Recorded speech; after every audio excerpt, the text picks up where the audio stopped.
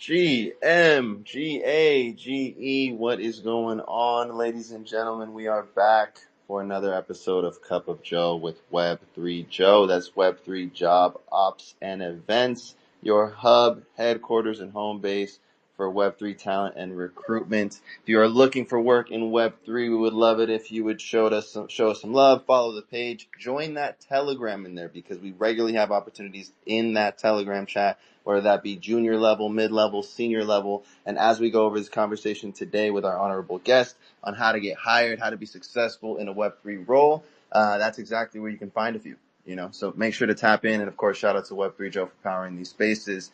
We're very excited today to be chopping it up with none other than Mr. Brian XBT. He's part of the community team over at Arch Network. We're big fans of Arch Network. They're doing a ton to push the Bitcoin space forward. Mr. Brian, how are you doing, brother? Happy Wednesday. Thank you so much for taking a little bit of time out of your busy schedule to kick it with us today. Yeah, glad to be here. Thanks for inviting me to come, and happy to get into the topic. Yeah, for sure. Web3 is boundless when it comes to different opportunities and things that you can do. I think more than you even know and first realize is what I've learned. So yeah, definitely excited to get into it. So thanks for having me on. Oh, dude, I couldn't agree more. I mean, if I've said it once, I've said it a million times. And of course, I'm a little biased. Maybe we both are. The amount of opportunity in this space is unmatched. And I don't know that it'll be like that forever and ever, but I think for right now and for the last 3 or 4 years that I've been here, that's absolutely been my experience. So I couldn't agree more. Quick announcement or to turn your attention to the Jumbotron real quick. We have the Spaces promo link right up at the top as the first pinned tweet. The second pinned tweet is an invite to our KBW Korea Blockchain Week and Token 2049 Web3 Job Ops powered events. One of them is happening today. So if you're out there at KBW, make sure to tap in. If you're planning to attend Token 2049, make sure to tap in. We're definitely going to cover in this space a little bit about how important it is to show up to IRL events and really just be visible in general, even if you can't make it to every IRL event. And then the most recent 2 tweets are from the Arch Network team themselves. Make sure you show them love. That's, again, the team that Brian here is representing. They do a ton to push the Bitcoin space forward, as well as just the crypto space forward in general. So make sure to show them love. And, of course, shout out to Nick. I see you in the audience. I had the pleasure of sharing the stage with you previously, man. Thanks for jumping in. Of course, he's part of the Arch Network team as well. Shout out to Crypto Bag. Trav, we see you in the audience as well. Anybody listening to the recording, whether that's here on X, on Spotify, on YouTube, we appreciate you and we hope you get some game out of this conversation. Now, without further ado, Mr. Brian, I would love to throw it over to you. I did my best to give an intro, but I would love to ask you in your own words who you are, what you do, and how you started doing it. Yeah, for sure. Interesting. This is not something I do a whole lot, like the opportunity to kind of like talk about myself and my background and like, obviously like giving your perspective on different topics is something we're doing all the time, when you're on Spaces. But, yeah, a little bit of a different, perspective. I was kind of reflecting before how often I've like gone through this whole like spiel, though I ask people all the time like how'd you get into Bitcoin. I find it such an interesting question because most people have such a unique story, though there's like overlaps of interest. The background and like how people come to Bitcoin I always find is so like unique, and most people like remember the story, and all of that. But I've been working in the space, I guess, at least on a part-time basis since, around, probably fall of 2022. I've been with the Arch team since, February of 2024, and been full-time in the space for a little over a year now.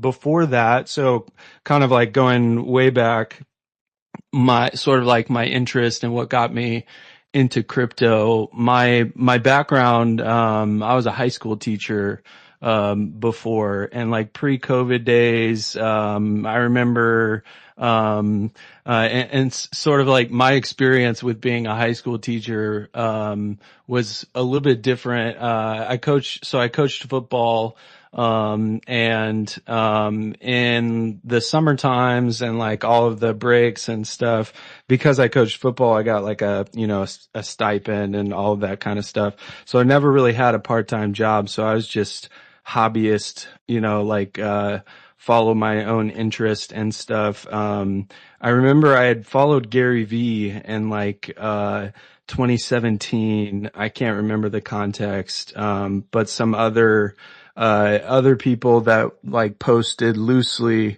and talked about, I guess Ethereum would have been one of the main ones in the earliest days. But, when COVID came in, we had all of this time on our hands. Spring break happened in 2020. We were sent home from school and didn't go back until I think it was October of that year. So all of that time spent diving deep into things like how to make income online, discovered crypto and started buying tokens in 2020. And then in 2021, I kind of got into the whole NFT issuing and getting into NFT rounds and launches. And obviously we know the whole run up of 2021, but really my interest was more in becoming involved, at least from a hobby standpoint, to the point where I wanted to be active and like working with projects, and I always wanted to find ways to leverage my background and skills. So one of the things that I think that is really unique to crypto is your kind of ability to do that, or to learn new skills. So as I got involved in different communities, taking on different like community roles, especially I was a holder and still am a holder in On-Chain Monkey, and was active in like their DAO and all of the processes and things like that. So just kind of started working with projects in community, and then marketing roles. I've worked with a few different projects on just, their Twitter account. Now with Arch, since I've been with Arch, I've done a lot of posting from the main account. Obviously, we host our own spaces and do some live streams, and I've been pretty heavily involved from the marketing side of things for the last year and a half, and taking on the role of community manager, like being the main person that interacts with the community and maintaining communication. These were all things that were familiar to me when it comes to just like my background in education, and like a lot of content creation sort of like came naturally to me. So yeah, it's just been super active in the space, and it kind of slowly led into opportunities that I took on, and yeah, that's really kind of how I got here. Yeah. I had no idea you came from a teaching background and then you add like coaching as well. Like that's so cool, and it honestly makes so much sense. I'm sure that that goes a long way in helping you add value in your current role. Yeah, for sure. And that I always, there's, I attribute a lot of what I've done to the things that I liked to do. And I even was kind of like doing this in my whole like education experience and being a teacher, especially once yeah, 'cause I guess after COVID, really this whole like autonomy in your classroom sort of took over because of the amount of, honestly, it was kind of like sheer workload that it became. Like teachers got a lot of, autonomy because you had to prepare your lessons, or at least the way that we did it. Our lessons became so like singular on yourself because of the way we were running our classes through the online. And nobody was like prepared for it. So I was unwilling to just like do the minimal that they had given to like departments. So like of course I like learned how to like have a proper stream set up and like have production, and spend a lot of time like learning and adding to like my tool set when it came to that sort of thing. And as I got into like Web3 and crypto and stuff like that, for me, like video, audio, like spaces, that sort of thing it came very natural, and was something that I think that most people don't necessarily see. Like there's tons of value in these simple things that you wouldn't necessarily think of. So like one of the things that I did in the earliest days of like me being getting into like creating content for projects was video clipping and spaces clipping, which I hear has a comeback. I've seen some people posting about clipping on Twitter. I don't know if you've seen this. Is it really a thing? Like video Well, clipping? yeah, because I think the earliest example I could think of like, because teams have started incentivizing, right? Like abstract. I know abstract. There might have been a team before, and I'm pretty not almost positive there's teams after that have started incentivizing creators to create clips of content, and they're actually giving out money. And actually just yesterday I think I saw a tweet that was highlighting a promotion currently happening on TikTok, where TikTok is actually offering prize rewards for, this is a little different than like the clipping here on Twitter, but content wise, offering rewards for people creating content around crypto. So yeah, I think the trend is picking up for sure. Yeah, and I mean, so Pizza Ninjas, obviously I'm a holder of Pizza Ninjas. They're heavy IP play. And they did a little round of, they had a live stream, and you could go and make clips of it and submit your clips. I haven't checked to see how much I earned. But I think they put like $1,000 into it. I don't think you could get the whole pot. And max was like $200 you could earn for one person. And I think you had to have quite a few views for that to happen. But it's interesting to see that sort of like adoption curve starting to take hold, because definitely we're experimenting with this whole like product market fit when it comes to content and crypto. Obviously Spaces has been the way that you can connect directly with holders and get a type of raw feedback that you don't really get in other we'll say like industries. And like crypto in general has that like type of interface with the brands and projects and stuff naturally anyways. But I feel like Spaces just kind of supercharges that. So if you can do it in ways that are positive and create synergy for the ecosystems, it's really like a strong way to build community. When I think about like the last 4 years of, like my heavy experience of diving in and being like a daily, like user, not just somebody who works in the space and isn't necessarily active, because there is that, whole like aspect of the industry kind of, stretching outside of CT.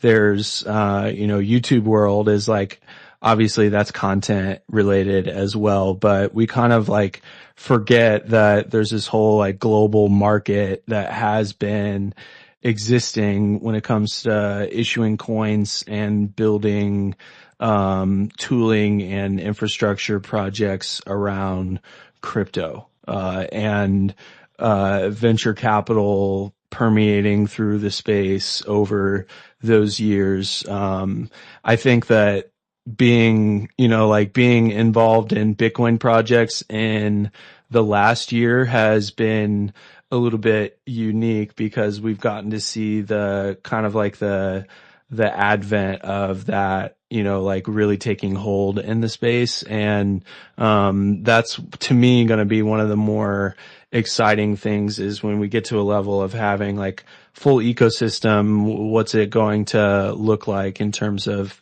experience for Bitcoiners? Yeah, dude, well said. And I want to say, first of all, shout out to you for, and all the Clippers and content creators who established the precedent and kind of validated the value in that content, because I don't think without you, maybe it happens, but I don't think it happens as aggressively as it's been happening. And I don't know that the trend would be as prominent if it wasn't for teams seeing the value from people like you guys doing it before there were monetary incentives, right? So I think it's really cool that there are some now, but I think it's also props to people like you who kind of set that trail and were like, hey, look, there's value here, and teams saw it, and now they're showing, they're putting their money where their mouth is.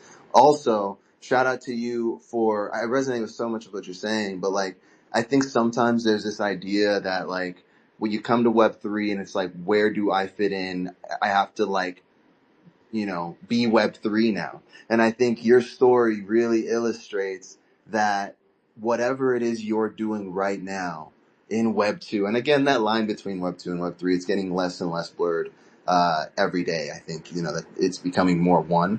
But I think it's important that people remember that whatever you're doing right now in Web2 is needed in Web3.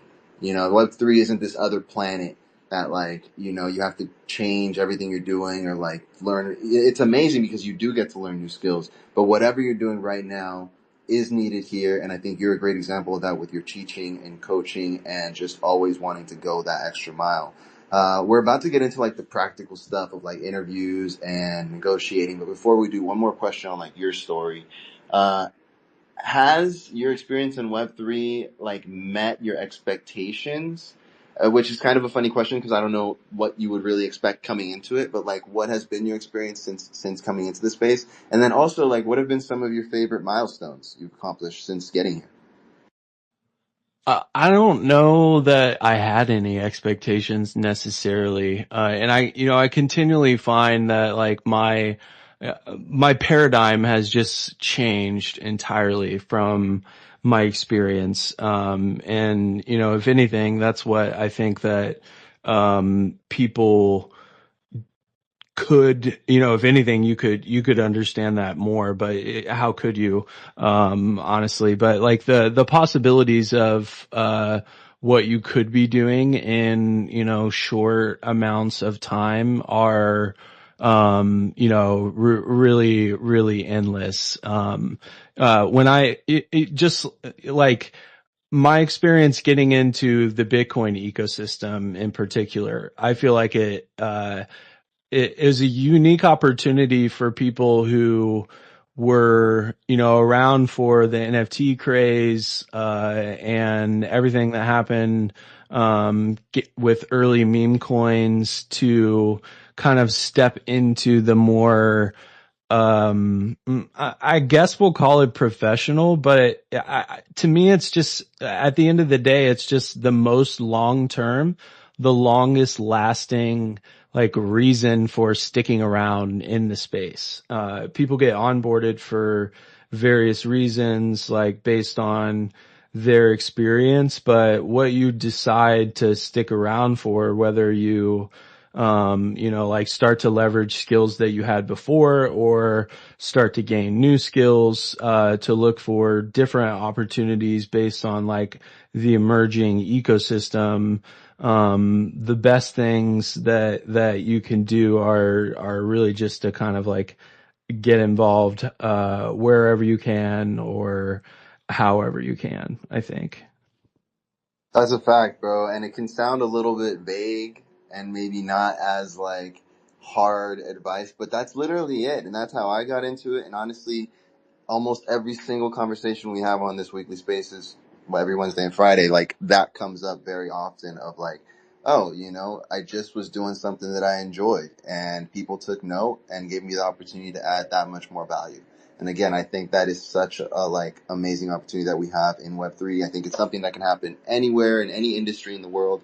But I think the fact that Web3 is so social media based, the fact that Web3 is so forward thinking and on the cutting edge of the next thing, I think allows that much more opportunity for people who really do want to show their value and show their passion.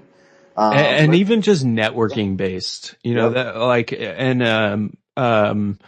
the aspect of building companies on the internet is something that's been like forming over the last like several decades at this stage, right? One thing that I kind of think about and find myself coming back to, because actually I've found that a lot of, like teams in the ecosystem have kind of passed this around and learned from it. It was suggested, to me by, I think it was Robin from Liquidium. So I don't know if he got it from like the Bitcoin Frontier Fund guys, or, if it was like Startup Labs, or, like something else. But there's this book called The Lean Startup, and I'm blanking on the guy that wrote it right now, but it kind of goes through this whole like startup world mentality for how to start a company, and the whole concept of entrepreneurship as a different mindset for starting and running companies from 0 to 1 to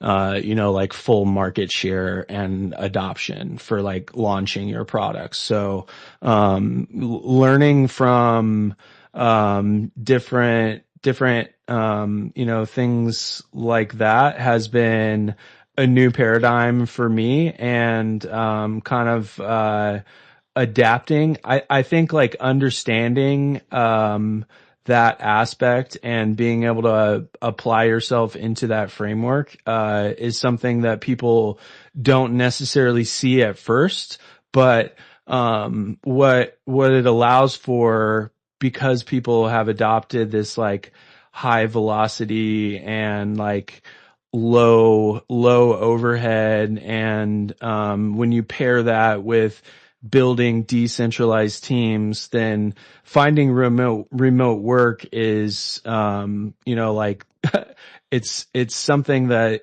is not just like possible, it's become the norm. So in Web3, I think that people don't realize that that can look like a lot of different things, because learning skills to fit into the business framework of a company is the same. It's still the same, because at the end of the day, these, and obviously I'm talking about like, we're not talking about like NFT projects, here. I'm talking about like working with, real world projects, like in the Arch ecosystem, for example. There's one project that always comes to mind for me because they're so differentiated from the space, and that's just Arcova. And their compliance technology is ultimately like, that's how you could like boil up what they're doing categorically, which is still, like related to like software startup world, obviously, but, much more real world business application. So I think that people don't realize that those opportunities are the ones that are going to become the most needed, because who thinks of that? Like people don't necessarily think of that when they're thinking about how can I like sustain myself to stick in this ecosystem where I find my like hobbies and interests. Yeah, well said. That book, The Lean Startup, great book, amazing read. I won't lie and say I finished it. I didn't finish it, but I did get through at least a few chapters, and it does a really good job of breaking down like essentially what I got out of what I read was like launch and ship. It talks a lot about the minimum viable product, right? Launch and ship the minimum viable product that you can put out into the market and start getting feedback on, because the mistake that a lot of people make and a lot of builders make is, oh, they have this image in their head of this perfect product or service, and they don't launch anything until they get that image exactly how they see it in their head, just to kind of reach market and find out, oh man, this isn't really what people wanted. Or maybe if they would have launched a simpler, more bare bones version, it would have been closer to what people wanted, and they could have built and iterated from there much more effectively, saved a lot of resources, and added that much more value. So great book. Shout out to Robin at Liquidium as well. Love that team. On a practical level, Brian, and you touched on it a little bit already, but for people listening, how can individuals who are looking to break into Web3 get that conversation started with a potential employer? And I think it really depends on like what it is. This honestly is a little bit shocking to me, but there are tons of just like jobs that are posted on, like you can go to LinkedIn, Indeed, Flex Jobs, like all the different platforms, and there are an incredible number of positions that are just posted all of the time, and therefore, obviously there's some that are just like they're skill oriented. But there's, some that are more that I find to be, more like, you'd be shocked that they have this type of job posted, working for a crypto company. But when it comes to like being involved with companies where you are, like it's your interest base. Again, like ultimately it does depend on like what's the project. But I think that being active in the ecosystem is the most important thing, which ultimately just stems from like the establishment of your existence, your brand, like what you do, in the space. Obviously we're on Twitter right now. Representing yourself, publicly in some way is, increasingly important. So if your resume and like you're networking through your resume, or obviously there's different ways that you can network IRL through, like the crypto events, and there's people that do that.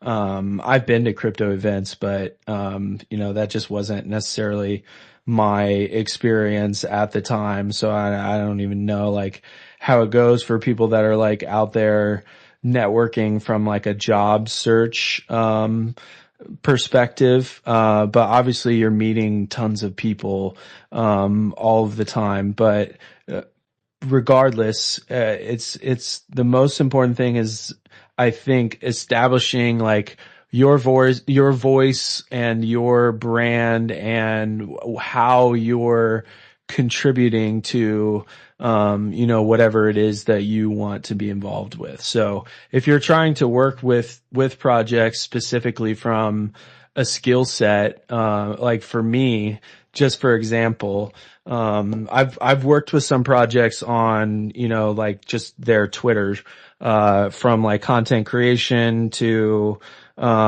supporting on like a team side of things to just running, like running the entire account where like I'm making all of the posts for it. But doing things like creating a simple portfolio and sending it to the team and just telling them, hey, I'd like to work with you in this capacity. This is a kind of a sample of, what value I think I can add. You'd be surprised, how that could go. Honestly, I've literally done that before, and that's how I got, a contact and client. Like I just sent a sample of something that I had done, in the past that I thought was pretty similar to what they were getting ready to do from a project standpoint, and thought that I could be a contributor. And they're like, yeah, for sure. And I started like, a week later working with them. So, I think that people don't realize the level of access that you have when you come into Web3, because stepping back into that whole like mindset side of things when it comes to the startup side, they're looking for feedback from the community as the number one like driving point. And I find that to be so strong of an underlying philosophy, to the point that it's adoption of individuals into the team and like absorption, or even like whole concepts or ideas. Like there's mergers of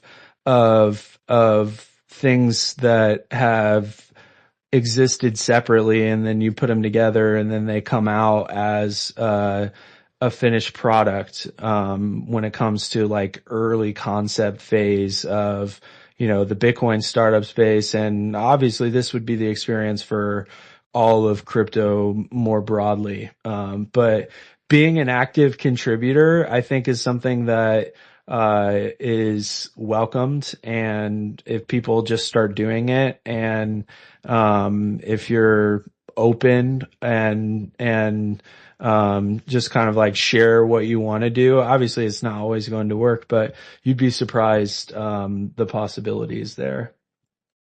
Dude, well said, and so much practical and like hard advice you just dropped right there, especially like the example of like you actually did it, right? And it worked for you that one time. And again, it's not always going to work, but we say this regularly on this space as well. It's like somebody made the odds of you getting an opportunity because you reach out, or because you're visible, because you're active, is not 100%.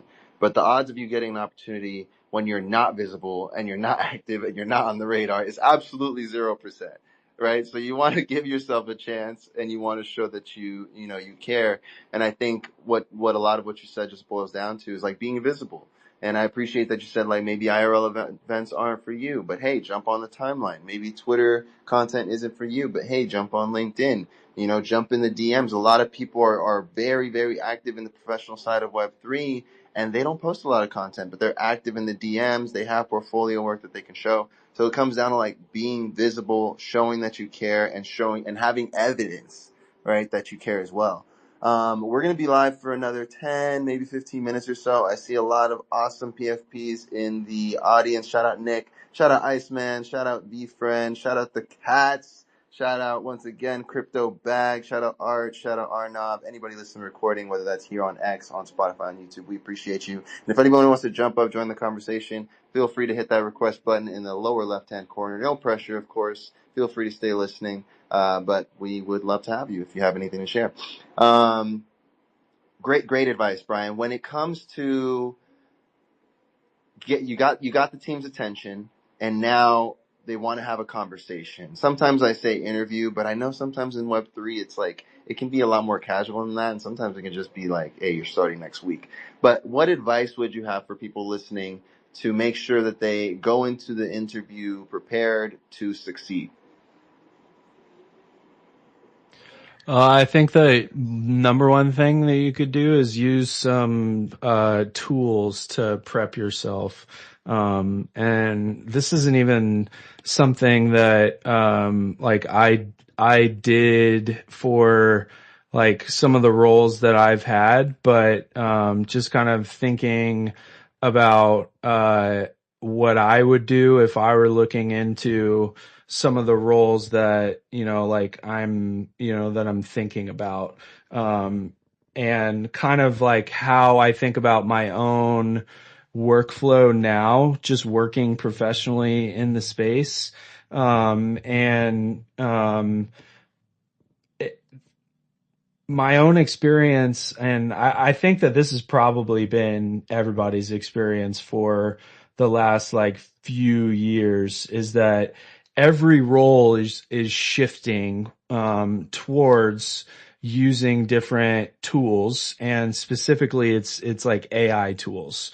And we're at the phase where you've got AI tools that are really good and connected to some super strong resources that get used like on a professional basis. So I would be like taking the role and creating essentially a representation of the company that you're about to be talking to, and then just having conversations with that representation of the company. So like if it's Arch, for example, if you go to our main account right now, there's actually 2 jobs posted. Here, I'll click on it so that we can talk about a real example. So the integrations engineer and DevOps engineer, there's a job description there. It gives like a summary of the role, what your first 90 days will look like, core responsibilities, requirements,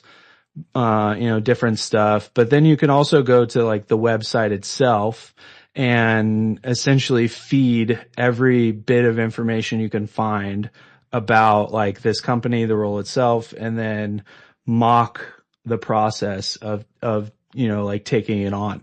And you could do a deep dive on that for like a few days, and just imagine like how prepared you'd probably feel walking into it, especially if you did it for a few days, like you're going back into the information, thinking about it differently. Maybe you do like a couple rounds of interviews before you even have the real one.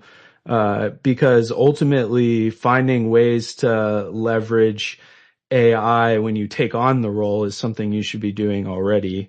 And you'll probably find that you're going to be doing, I mean, if you're not, then you definitely should, but that would be the number one thing that I would do for getting, or like trying to figure out how can I prepare, because there's probably some more things that you discover in doing that.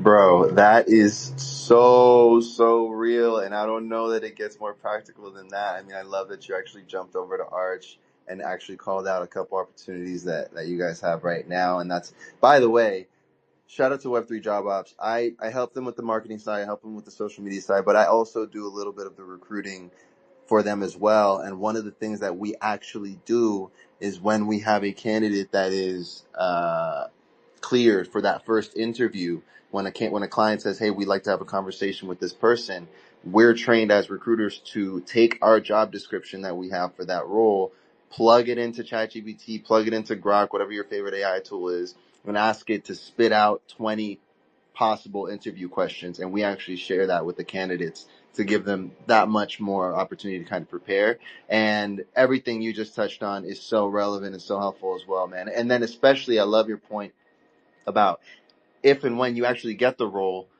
It's 2025, man. They're looking for people who know how to be resourceful and how to know how to use these tools. I mean, I'll say it right now. If you find yourself and you come across a team that is against you using AI for whatever which reason, which I know there are still some of these teams out there that I just think don't get it. To me, take it for what it's worth, 2 cents. It's somewhat of a red flag. I think we want candidates who are resourceful. We want to work with teams who understand what the next iteration of technology is and how we can leverage that to be more efficient, to be more productive, right? So absolutely, absolutely love that advice so much.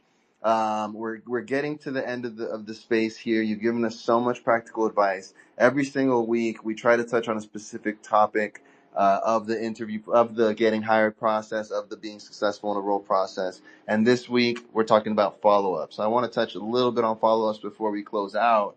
But Brian, like, how important have follow-ups been in your experience, or just in general? How important do you think follow-ups can be in terms of creating opportunity, not just in Web3, but in general?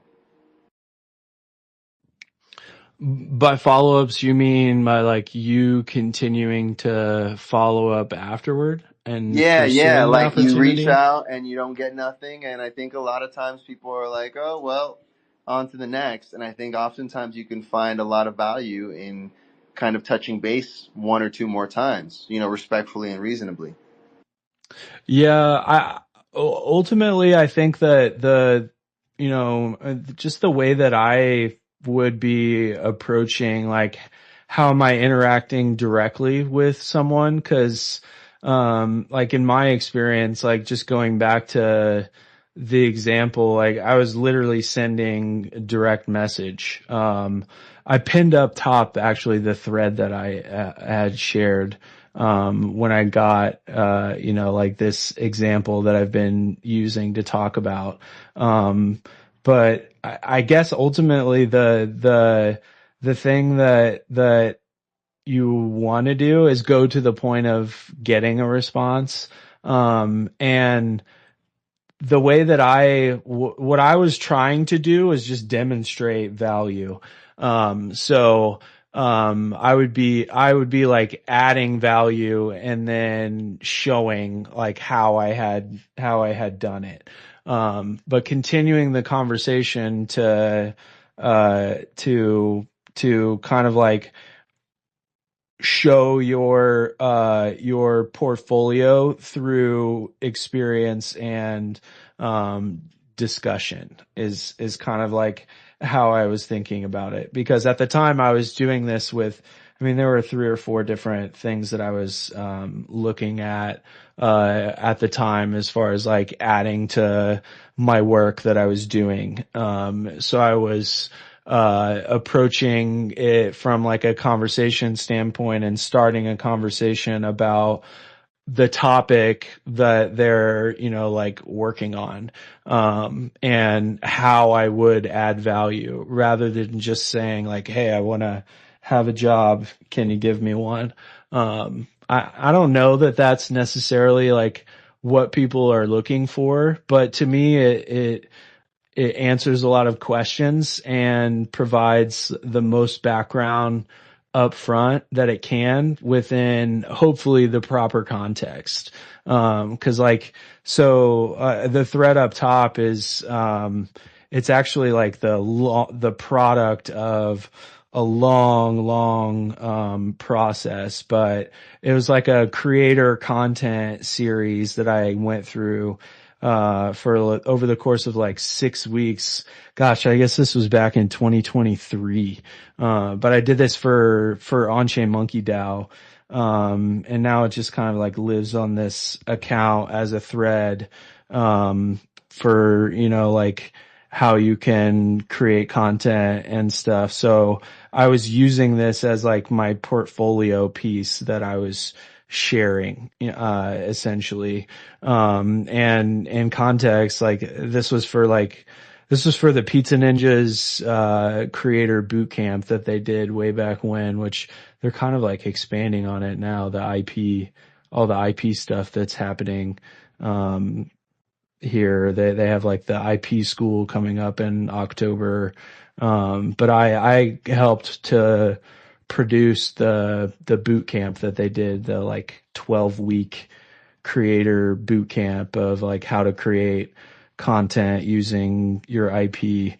When they announced it, I was like, hey, I've literally done something just like this. And I sent the thread and I was like, hey, I think I could help out. And I joined the team on that. It was a fun experience. But to me, it's about like, how can you add value, and then you can start doing it, and display it by way of example. It's like the whole thing of, like if you're going into, or if you're trying to get into some aspect of marketing, then you could literally use the brand going into the interview to have things to show. And I would even ask, like, are you supposed to have that kind of stuff going into an interview? Like, what are some resources that I can have to show you, or are there some that you would like me to have to show you like what value I'm bringing into the role? So Yeah. Yeah, well said. It's like follow up with everything, right? Do it with purpose. If you're going to be following up, I mean, even from initial outreach, do it with purpose. And what you just said, demonstrate value, right? Make sure you're demonstrating where you're going to add value for the team. And shout out, appreciate you sharing that thread up top. Definitely super valuable. Go ahead and bookmark that if you're listening and you want to save that for later. Um, you've given us some do's when it comes to following up, and this will be the last question we have before we start like wrapping up. What are some don'ts when it comes to follow up? Like some quick don't do this when it comes to reach or following up with people, or even just reaching out in general. This is probably a pet peeve, but I would imagine there's a lot of people that feel this way. But um, I'm kind of like anti just sending the 2-word messages that say, "Hey, I'm bumping this up to the top of your inbox." Like sometimes people aren't going to ever respond, and obviously you should always take that into account. But I find that being, like being so copy and paste is transparent, like people know, and it doesn't really work because it's not really approachable.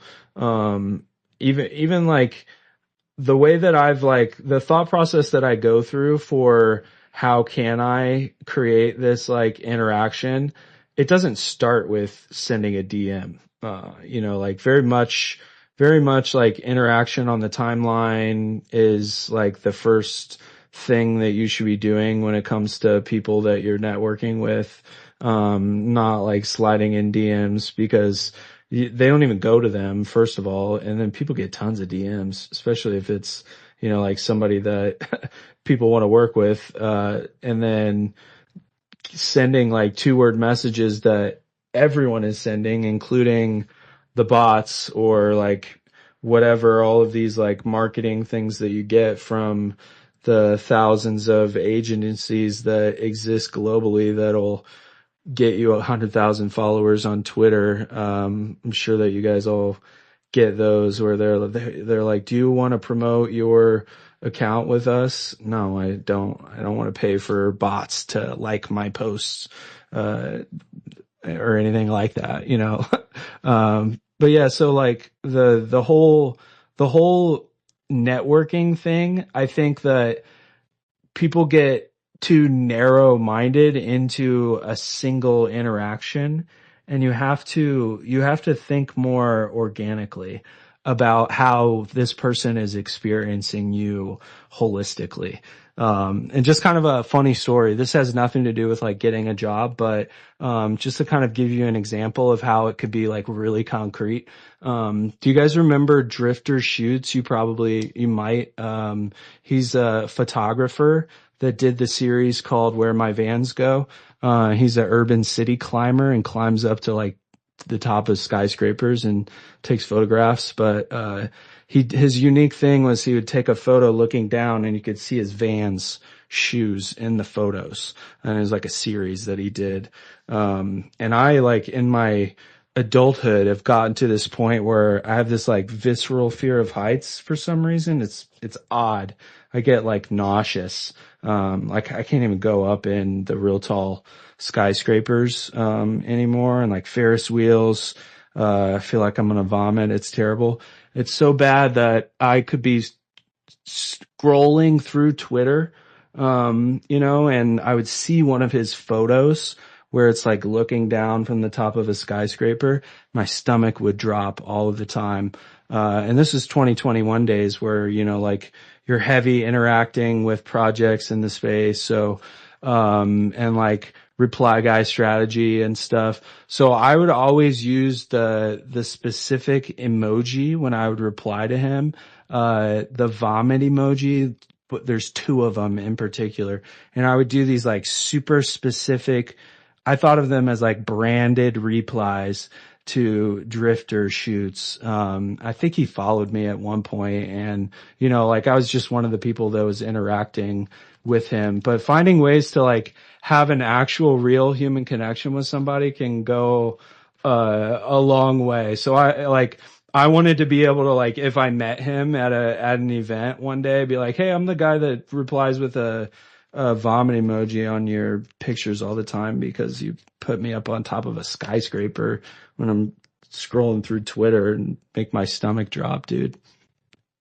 It's amazing. It's amazing the little things that you can do to just make yourself seem human. I love that, dude. That's great advice. It's like, especially when you touched on, like, think about how other people are experiencing you. And one of the ways you could think about that is, how do you experience others? You know, how do you interact with DMs? Which ones do you reply to? Which ones do you look at and you're like, that's a bot? Or it's just, it might be a human, but they're talking like a bot. And I don't really want to talk to humans to talk like bots. So that's great advice with a solid practical example, like everything else you mentioned here, bro. So much game in the last 40, 50 minutes, Brian. I could not thank you enough. I have one more question to kind of top off this conversation, and it might be a little redundant, but just like top of mind, under 30 seconds. What is some of your best advice that you can give to someone listening right now who's looking to either break into working in Web3 or advancing their career in Web3?